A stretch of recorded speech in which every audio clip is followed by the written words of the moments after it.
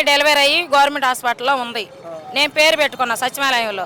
పేరు వచ్చిందని వాలంటీర్ని కబుర్లు పెట్టి పయ్యోళ్ళని అడిగాడంట జగన్మోహన్ రెడ్డి. ఆ అమ్మాయి పేరు వచ్చింది కదా, ఇది 18 ఏళ్ళకి ఎందుకు పిలిపిలేదు ఇంకా సచివాలయం కానీ అంటే మా ఇంటి పక్క వాళ్ళకి చెబితే ఆ అమ్మాయి నేను హాస్పిటల్ నుంచి ఇంటికి వచ్చిన తర్వాత అన్నం వండుకొని వెళ్దామని చెప్పింది. చెప్పిన తర్వాత మేము వెళ్ళాము.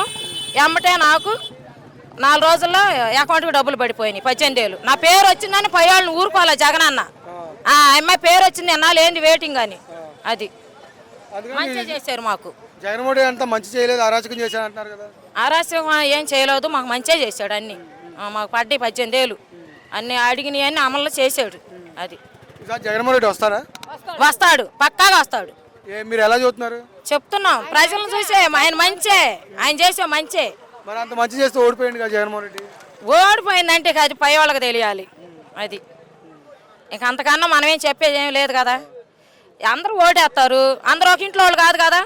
మేమేసాం చెప్పుకోవడానికి అవి పై భగవంతుడు తెలియాలి ఎవరు పడింది ఎవరు గెలిచింది. అది